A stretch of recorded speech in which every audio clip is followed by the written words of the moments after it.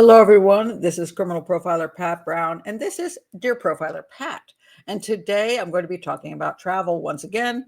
Uh, but before I do that, I want to say if you want some advice, do send me an email to profilerpatbrown@gmail.com. Put in the subject line, Dear Profiler Pat, so I can find it. And hopefully I'll answer your question. And if you're new to the channel, please do like and subscribe and check the different playlists for the different areas of life you would like to get some advice on. Okay, so today I just did a show on travel and safety. And on the heels of that, I got an email that said this: Dear Profiler Pat, I have to ask you about hotel recommendations. Thinking of coming to Boston in the summer, haven't a clue where to start. And this let me think, okay, a lot of people have trouble figuring out where to stay when they travel, both in their own country and overseas. So how do you pick a hotel or an Airbnb and not end up with some kind of a horrible place, getting ripped off, being in a dangerous area? How do you manage that? How do you pick it out?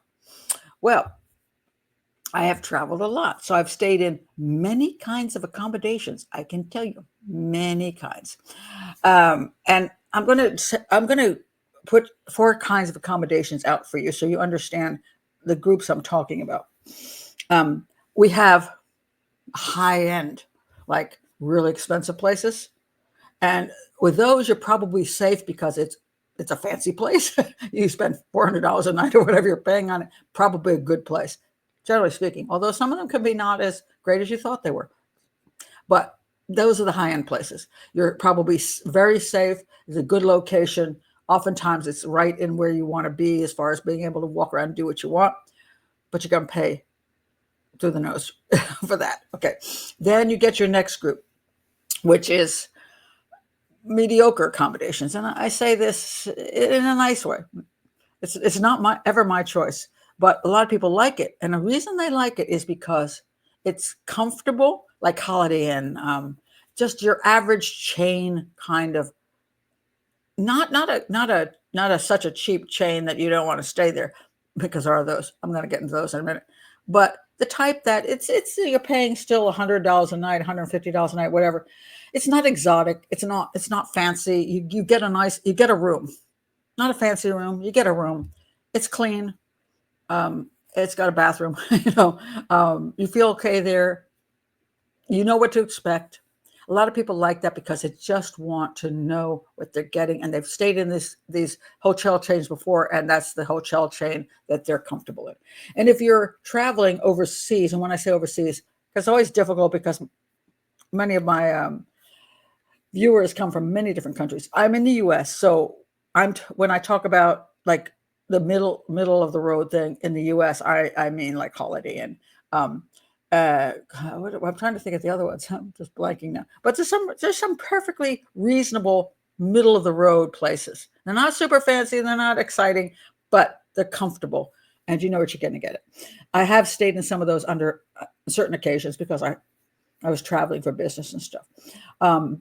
If you're in another country, or we're talking about traveling into certain countries, like third world countries, third world, because that's the terminology U.S. uses. India, El Salvador, Mexico, Thailand, China, whatever. There are what I call middle of the road Western style hotels. What do I mean by that? It's not fancy. It's not super fancy. I'm not like my cousin. Every country has super fancy hotels. I have stayed in them. I stayed in one in India. It was called the Palace Hotel. I got it through hotels.com. $40 a night.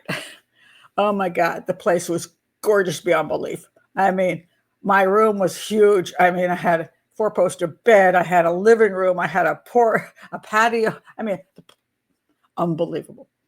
And $40 a night. I don't know. It was insane. And it had a swimming pool. It had 5-star dining. I mean, that was really a high-end hotel for $40 a night. Got lucky on that one. But there are what I call middle of the road traveling around the world where people want, quote, Western style accommodations. They want a bathroom in their room. Now that may be surprising to you folks. You might say, why isn't there a bathroom in your room? Well, in many places there isn't a bathroom in your room. You have to go down the hall, and that it's not only for countries like in Asia. There's places in the U.S. and in the UK and Europe that do have bathrooms down the hall. Doesn't It's not a bad thing. It's just a thing, you know. Um, so a lot of times it's in historic homes, for example, that have been turned into hotels. They just don't have facilities in every room, so you do have to go down the hall, and somebody even have to take a bath in there and like.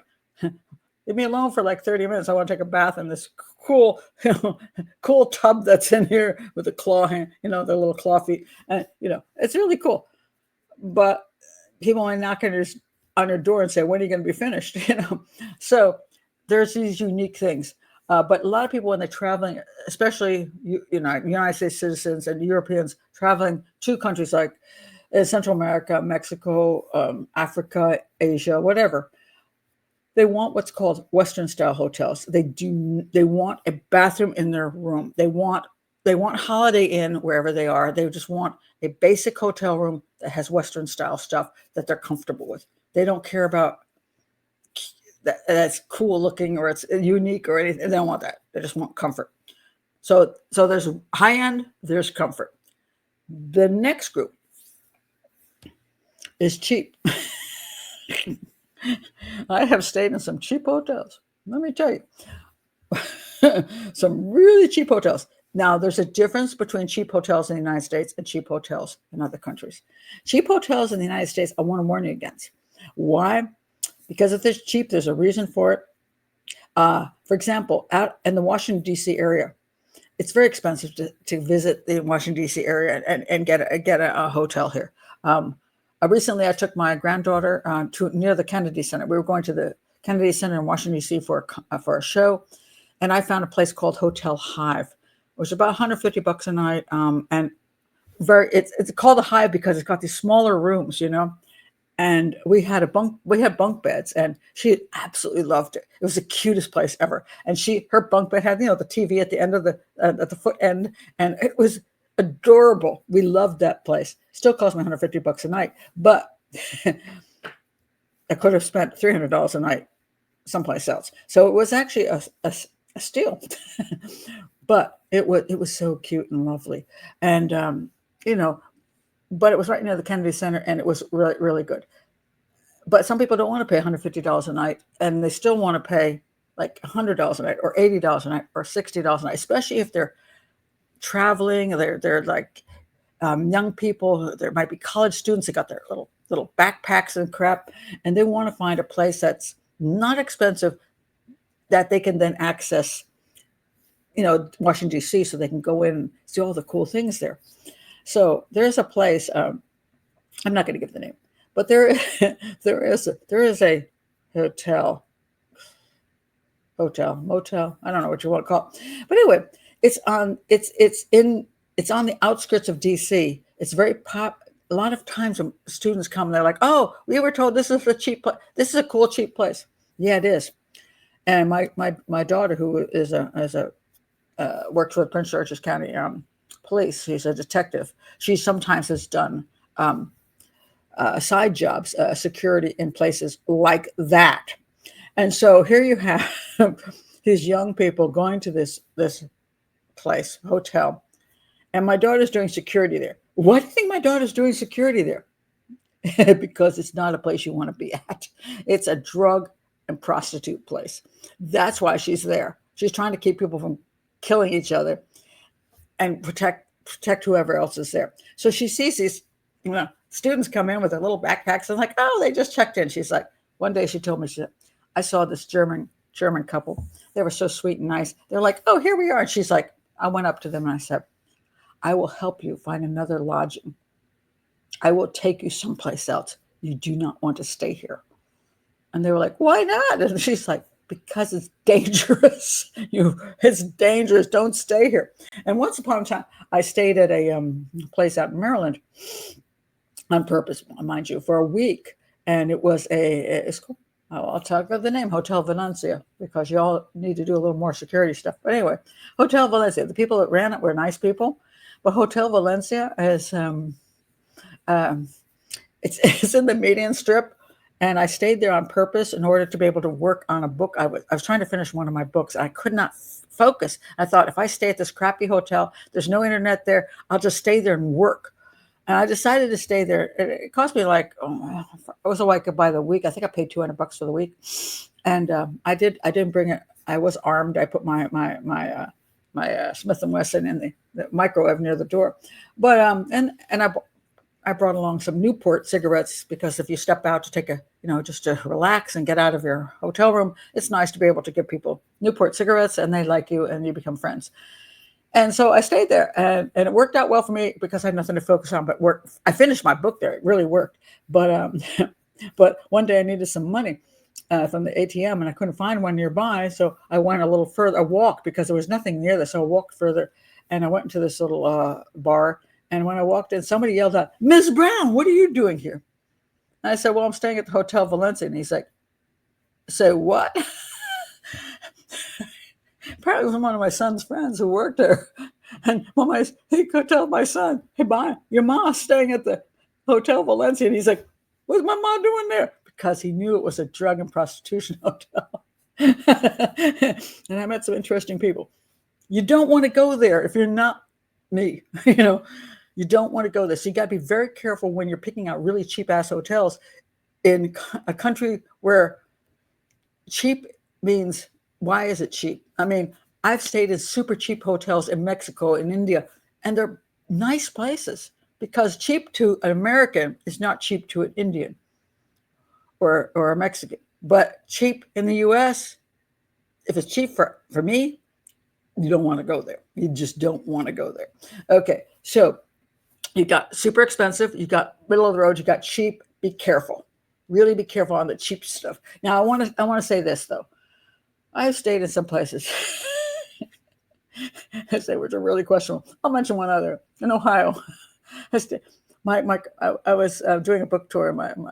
The car broke. My car broke down. It was my ex-husband. It was my husband's car, and it would turn into an ex. But anyway, I had his car at that time. It was a BMW. And so I had to find a BMW dealer to fix it. And I said, "Where's the nearest hotel?" And they told me this hotel. So I could go there and then pick up the car in the morning and continue my book tour. And I had television stuff going on. Went into the parking lot of this hotel. There are people sitting on top of their vehicles drinking Old English 800 and small liquor. I'm like, this is great. I was with my sister. She's like, "What kind of place is this?" I'm like, "A really, really shabby place." So we went to our room and we opened the door and we just fell out laughing because it was black industrial carpeting on the floor with pink naked ladies all over it. So I'm pretty sure it's, you could rent the place by the hour. And our phone was smashed. There was no door. There was no doorknob in the bathroom. I mean, it was a wreck. And I did the rational thing as a criminal profiler. I went out and I went down to the store in the corner, bought some Old English 800 and hung out with people in the parking lot so they would like me. But I want to say this, even if you're in a really shabby place, people always worry about people like attacking them in their hotel rooms. They put things underneath the door. They got all these extra locks. That stuff is nonsense. Generally speaking, no matter where you're at, if you go into your hotel room and lock the door, just basic lock, nobody's going to come in and attack you. It's just that I can't even come up with even a few instances where that is true. I mean, your real trouble is the parking lot, walking down the street. That's where you get attacked, not in your hotel room. I've stayed in some of the worst places ever, and nobody's ever broken into my hotel room. I stayed at the Hotel Jotope in Togo. Was it Togo? Ghana. Where was I? In Ghana, Accra, Ghana, which is a great place, by the way. But because I didn't know what I was doing, I just needed a cheap hotel. I stayed at the Hotel Jotope. Turned out to be a whorehouse. I didn't know that. But anyway, it was really cheap. And I was in my room, and men kept knocking on my door going, "Will you be my friend?" And I'm like, "No, that's okay. I'm not going to be your friend tonight." And they're like, "Okay." So even though it was that kind of place, nobody attacked me. They just asked if I would be their friend and if I wanted to make some money. I could have said yes, but I didn't. So, so I've inside the hotel room, I'm not concerned about it. It's outside the hotel room that you're running into the trouble. So if you're going to stay in a really crappy place, it's what's outside the neighborhood. It's walking to, I want to go down to the ATM. Yeah, maybe you don't want to do that in the dark, maybe you don't. That kind of thing. Sometimes is it necessary because it's simply only place available and it's really cheap? Sure.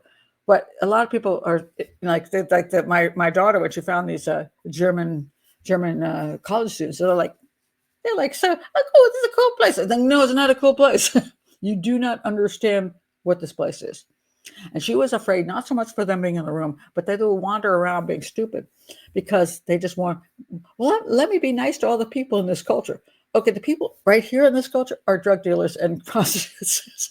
It's not really safe. No. They were just naive. And so not a good place. All right.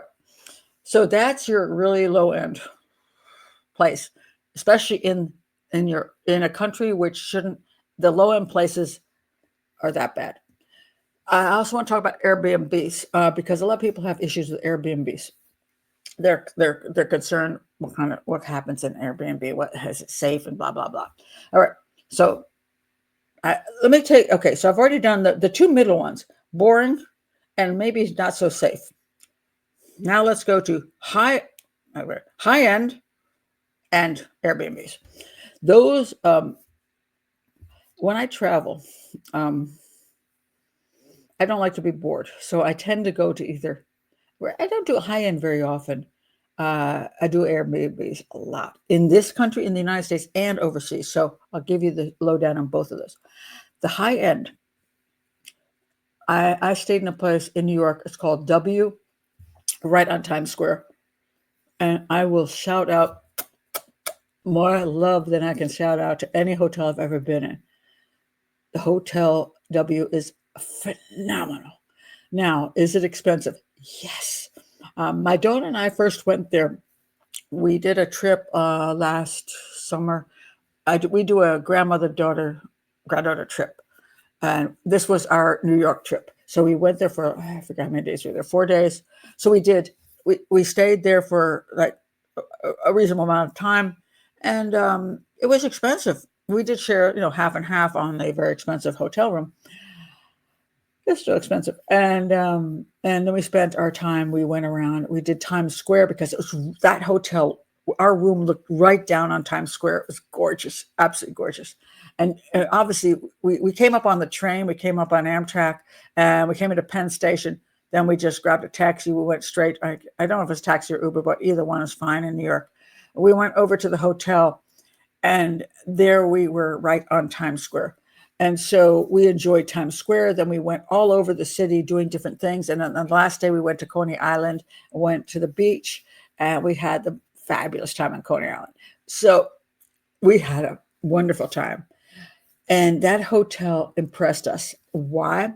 Because for the money we spent, not only do we get a gorgeous view,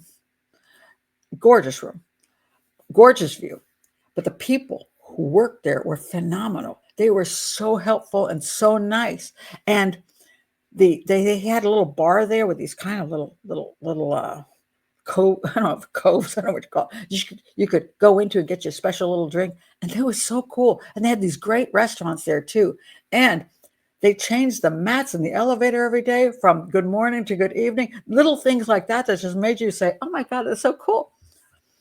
Loved the place. Well, just a little while ago, my granddaughter turned 11, and my daughter decided to take her back to that hotel in Times Square, and she was going with two other women, mothers, and taking four girls. So they had 7 of them, and they didn't invite me anyway.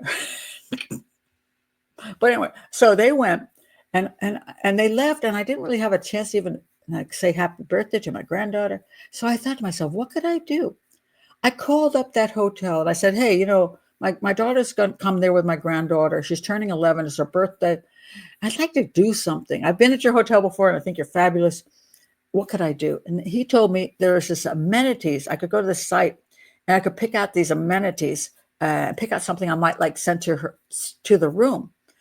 And I said, okay, that sounds good. He goes, oh, and also, what's her name? I said, I told her what her name was. I told her how old she was. She had just turned 11. And he said, well, I'll see what I can do. And pick out what amenities you want. And then I'll see if I can also send up some extra things like cookies and stuff to her. I'm like, okay. So I picked out the amenities. I picked out a piece of chocolate cake for her. And I picked out 6 brownies for her friends. Did it cost like $70? Yes, it did. But I picked those things out, and then the next day, later that day, my daughter sent me the pictures. Not only had they sent up the cake and the brownies, but there was another plate with candies and cookies, and there was a card that said "Happy Birthday" to my granddaughter with her name on it. Happy 11th birthday to her. Everybody all the people that worked there, that down in the check-in area, whatever you want to call it, they all signed it. I'm like, what the heck? That was amazing. I'm like, that is the coolest thing ever. Beautiful. And I'm like, that place is worth it. The place is gorgeous. The people are fantastic. The view is amazing. The rooms are great. If you're going to spend like $400 a night, that's where you want to be. So is there a time when, especially if you've got somebody else paying half the bill, that you want to stay at this kind of place? Well, in India, I paid only $40 for a place like that. That really works. So if you're traveling overseas, you could sometimes get deals at really expensive places for cheaper. Although sometimes it does cost you equivalent to American prices. But if you have the money and it's a special thing, it can be truly worth it, because I have nothing but love for that hotel and from my experiences there. Fantastic. For the middle ground places, some place to stay. Okay, thank you. Sometimes I was appreciative of just being in there because I had a place to stay. The cheap places in America, I've had interesting experiences. If you go to those places, have a sense of humor. It's like, this is funny. I've never experienced this before. Expect that. You're just going to have maybe an interesting time. Don't be so snotty if you're going to pick that cheap place that you think, oh, well, I don't think it was like, maybe it's like that because you picked a cheap place. I stayed in a place, we were out traveling west, and I don't know where the hell we were, Utah or something, and all the places were booked. It was some kind of convention. I ended up in this motel by the railroad tracks. I mean, literally on the railroad tracks, pretty much. Had iron beds. There was no heating. The people were so sweet. They brought us like sandwiches, and I thought that was really cool. And I was, but they had these really thick quilts, so so you put the thick quilt over you, you kept warm, and then the bed would shake all night long. That's the only hotel I ever stole. It's the only crime I've ever done in my life. I did steal a towel from that hotel just because it said Thompson Motel and it had these holes in it. I couldn't resist. I did leave him a big tip to cover the towel, but I've never forgotten it. It's a great memory. So sometimes silly, crazy stuff, they're great memories. So don't be all bent out of shape because you stayed in a crap place, but it gave you a great memory. So these things are all okay. To have a sense of humor when you travel. The last thing I want to talk about is Airbnbs. I'm in love with Airbnbs. And there's so many negative things about Airbnbs. It's like, oh my God, I stayed at this Airbnb. It wasn't what I want. I have had literally only one not so great experience with Airbnb. Oh, I would say 2. Okay, but 2, and I'm talking about Airbnbs I've gotten in the U.S. Airbnbs I've gotten in Hawaii. That is U.S. in case you don't know. Hawaii, Airbnbs in Mexico, Airbnbs in India, Airbnbs in Cuba. I do a lot of Airbnbs. You go to Airbnb and you can look at they got tons of pictures, and you can look at all the pictures. Now, again, have a sense of humor. Not everything is perfect and not everything is exactly as you think all the time. but a good portion of time, it's pretty cool. One of the reasons I love Airbnbs is because you get an experience that puts you closer to the people of the community, whether it be in your own country or whether it be in another country. I have traveled a lot for work in the United States, and I got tired of staying in that the one I told you about, the middle boring place, because they give you money for whatever, you have to stay someplace. You can't afford the high end. You end up in this boring place. You end up in some Holiday Inn on some strip, and the only thing near you is a bunch of crappy fast food places. It's boring, and it's just not. It just ruins your time. So I told them, I said, look, I'm going to take that money. Don't book for me. Give me the money. I'll book in an Airbnb. And I did.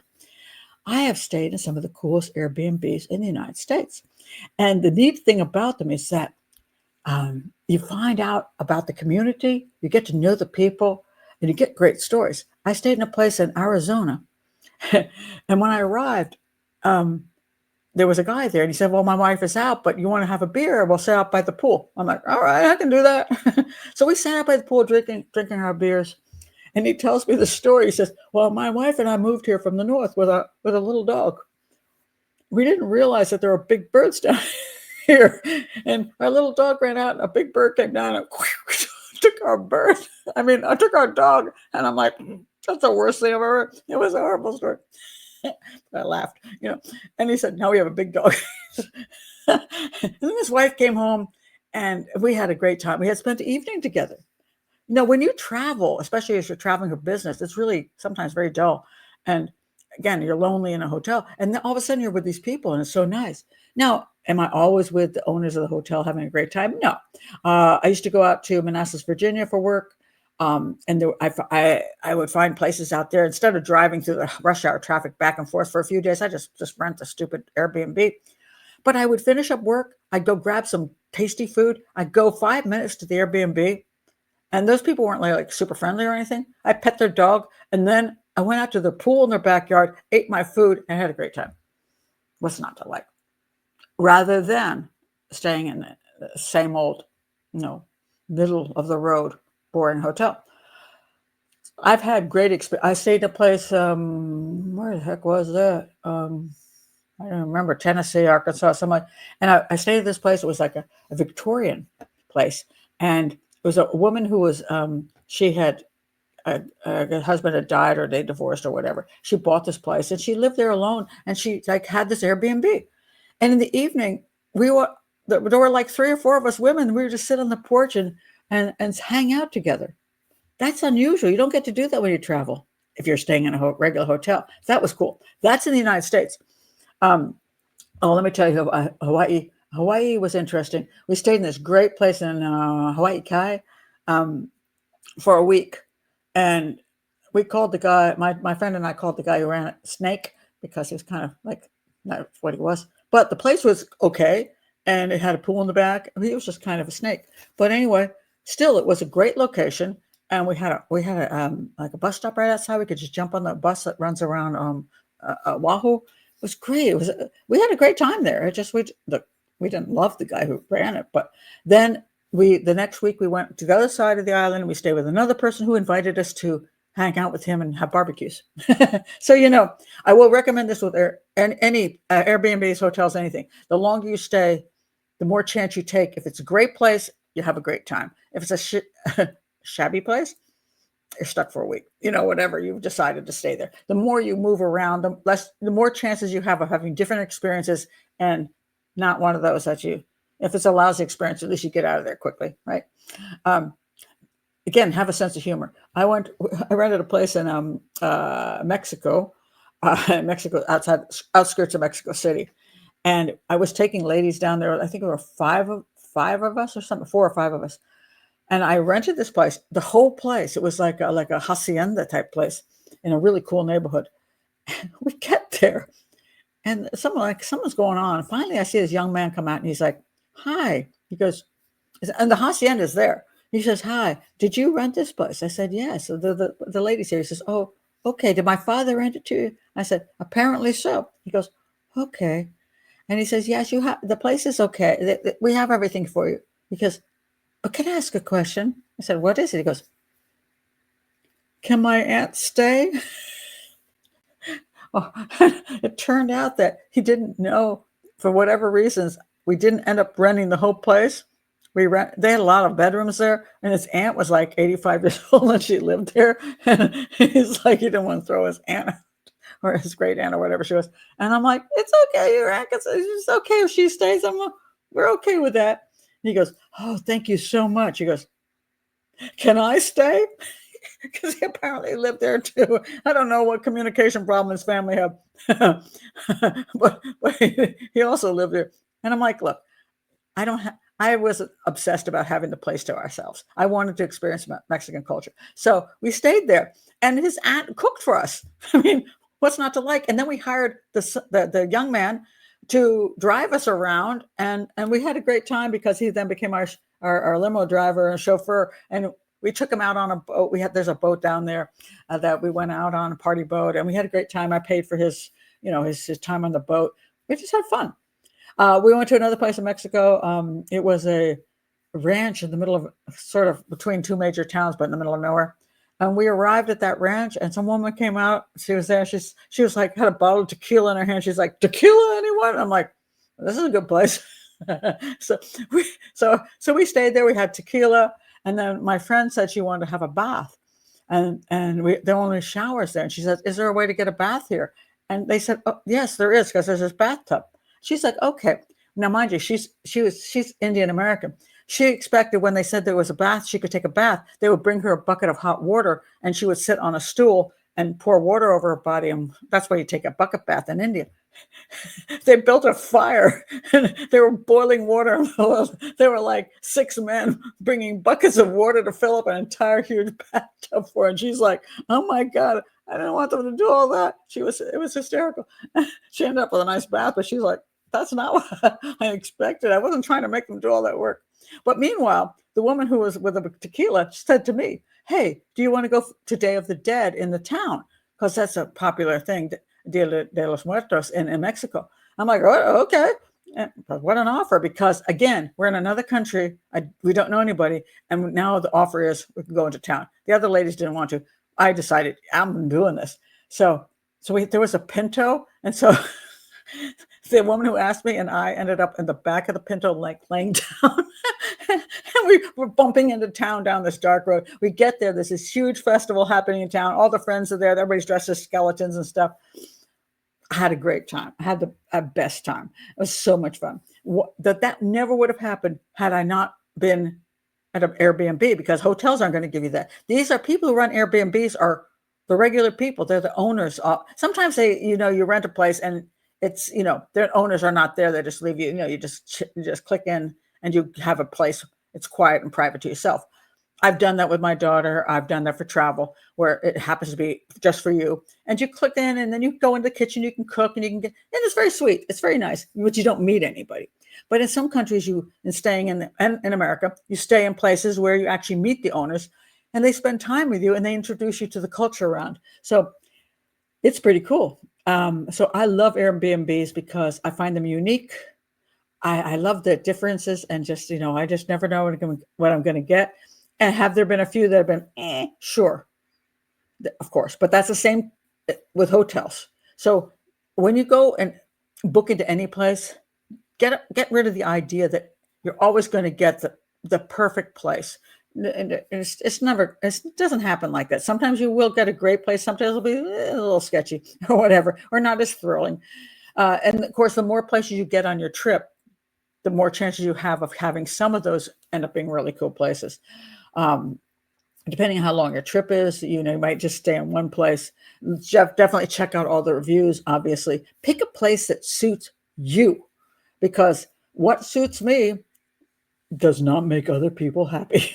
I mean, there are people who would, if they were traveling with me, would say, I'm not staying there. I'm not comfortable in that kind of place. I don't trust the beds. I don't like the bathrooms. Whatever it is. They don't like that. And there's places I don't want to stay either. So the thing is, pick something that suits your needs. What kind of style do you want? How much money do you have to blow? I mean, some people have a lot of money. And if they get one of those hotels where you sleep, you have a bed that is on top of a glass platform that you can look down at the fishies like in Bali or something. Okay, bully for you. I wouldn't object if somebody was paying for it, not me. But sometimes things are gorgeous, and you can stay in those places. I've been, but sometimes you can get them cheap, like I did that Palace Hotel in India, $40 a night for I stayed in a Palace Hotel. It's crazy. So I mean, I stayed in all kinds of places, and each one of them has given me a different experience that I've found interesting. And then there's been a few experiences where you could do without, but always expect that whenever you're traveling, you're going to have the day that rains. The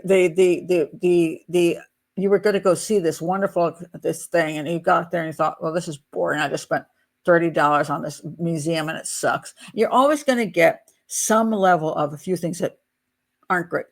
Always put that into your thinking. Whenever I travel, I always do that. I also always I'll probably do a whole video on this, but I always have an emergency fund, like a couple $100, a few $100, $200 or $300 emergency fund. That's for once everything goes wrong and I end up staying in a hotel I didn't expect to stay in because my car broke down or whatever happened, and I had to spend an extra $200. I put that, or I get robbed.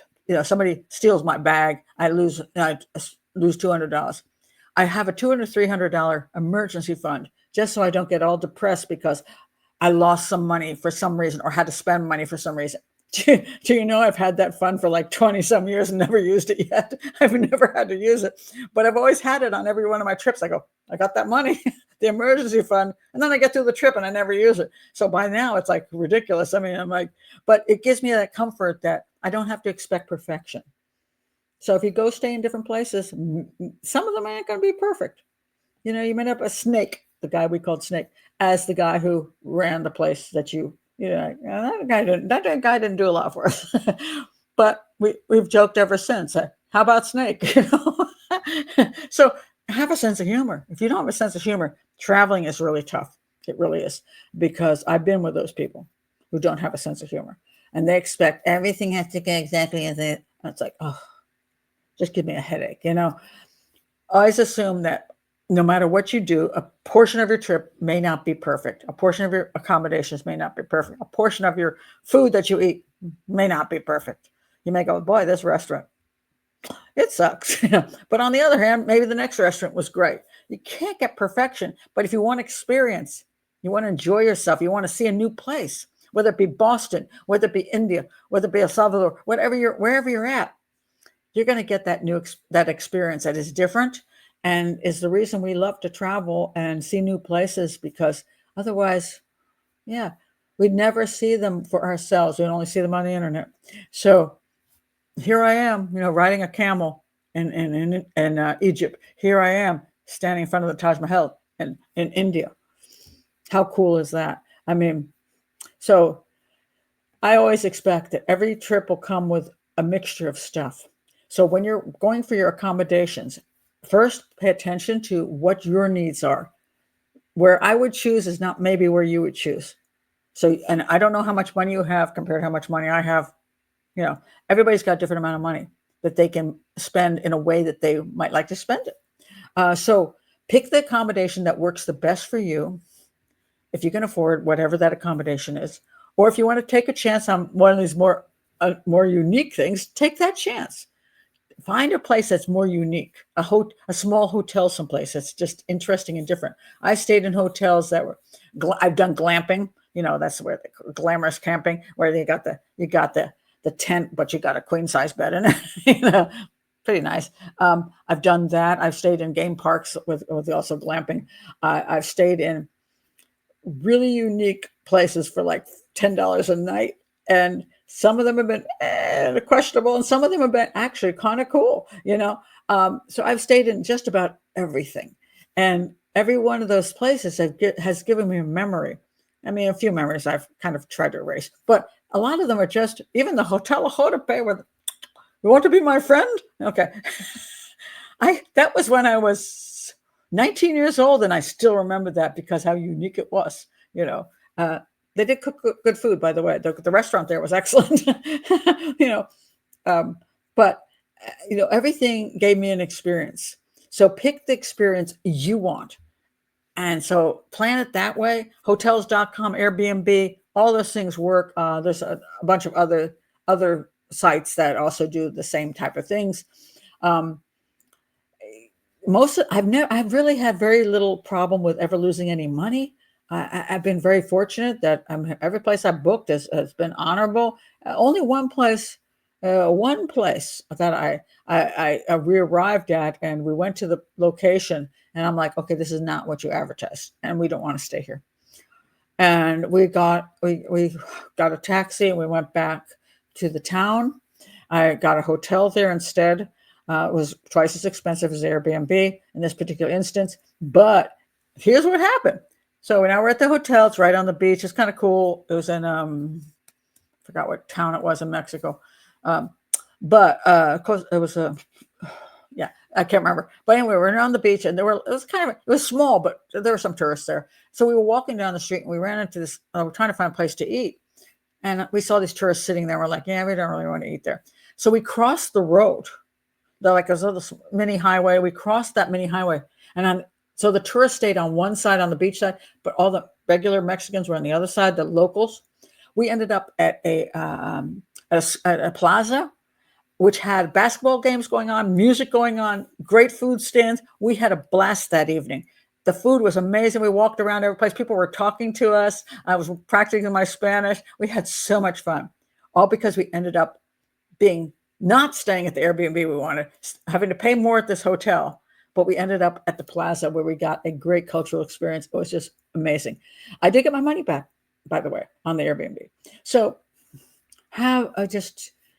don't be too overly paranoid and overly picky and all that kind of stuff. Just pick what works for you the best. Maybe take a few chances. Try something different. Maybe you want to maybe do the hotel and then do the Airbnb to see what the difference is. See what the areas are going to be and where you can walk to things or what they're going to offer. Take a chance, and you might find you have more of a fun time than if you just did the middle of the road Holiday Inn. It's like, okay. But if that's what works for you, that's what works for you. So those are my suggestions on hotel recommendations. I don't have a specific one. Oddly enough, you say Boston, and my daughter and my granddaughter and I are thinking of doing that exact trip this summer to Boston. So we may be picking out a place, and I'll keep your name there. And if we find a good place in Boston, we'll let you know. Maybe we'll meet up and have a drink. That'll be fun. So anyway, thank you for being here. Again, if you're new to the channel, please do like and subscribe. Check all those playlists and send me your questions. Bye.